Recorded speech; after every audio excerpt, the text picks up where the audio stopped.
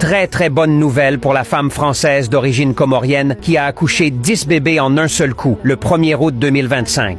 2 millions d'euros, c'est la somme que Emmanuel Macron vient de donner à cette femme. En plus de ça, Macron lui aurait donné aussi un appartement qui coûte 1 000 euros par mois à Marseille.